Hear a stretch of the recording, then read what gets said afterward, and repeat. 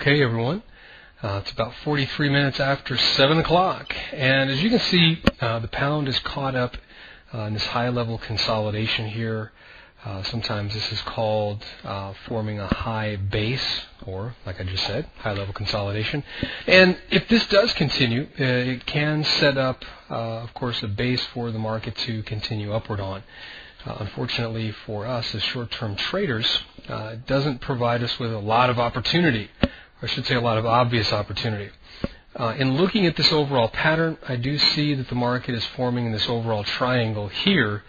So looking for a breakout to the downside, that's posting short at 2.0850 with a 37 pip stop. What I like when I see this is that the market is also showing an aggressive move to the downside. However, this could very well break to the upside, and because it is rather large right here, you can see the market's at 871. It's going to break out actually just above 910, so we've got to let the market make a pretty significant move to get to the upside. That's going to be long above 2.0912 with a 35 pip stop. 35 pips is going to put right about in there, so if you are looking for a more conservative stop, you are going to have to get below these lows over here, which means you're probably looking at a stop in the neighborhood of 55 pips on a more conservative basis. So we've really got just a very mixed picture here. If you remember, when we were looking at the market coming up to this high, and we were tracking volume, we could see that volume was actually declining into the move to the upside here, which did lead me to believe that that resistance was going to hold. Of course, the market eventually just chewed right through it and then popped its way up here. So as you can see, volume is once again declining. I'm still inclined, if you pardon the pun, to expect the market to move to the downside. Given the overall direction of volume, you can see that the average volume has been declining really since this August low here. And all I did was attach a line to the moving average here and put it at the end over here. And you can see there is a definite slope to the downside. So even though the market has been overall moving up, we do have to remember that the volume is declining. The ideal would be that the average would stay fairly even. Having said that, I don't want to read too much into this. It's more an observation at this point. Again, backing it up with a pattern is going to be the key. I don't want to trade only on the moving average of the volume or the volume itself.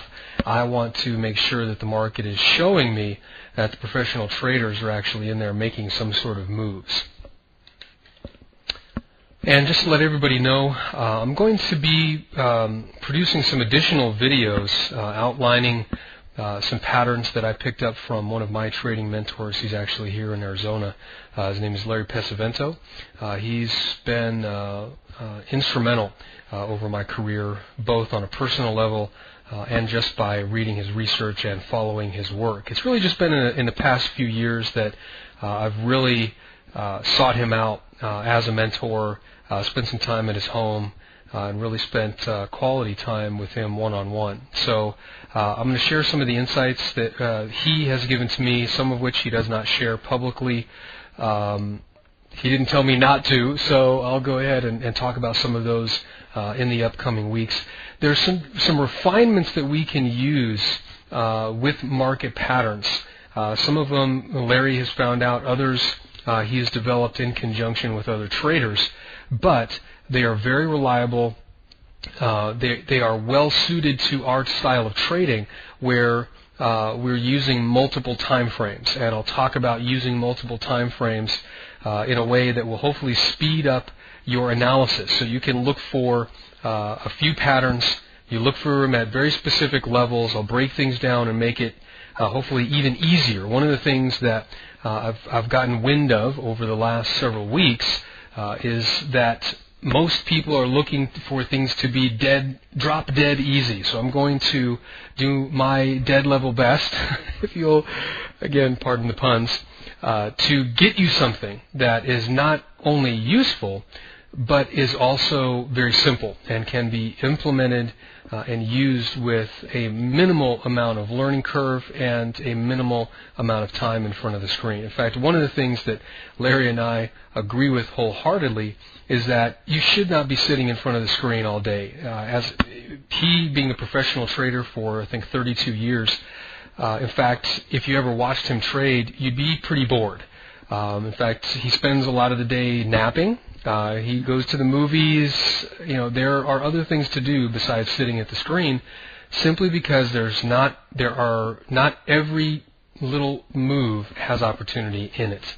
So, with that, let's see what the market has for us, and I look forward to talking with you soon. God bless you.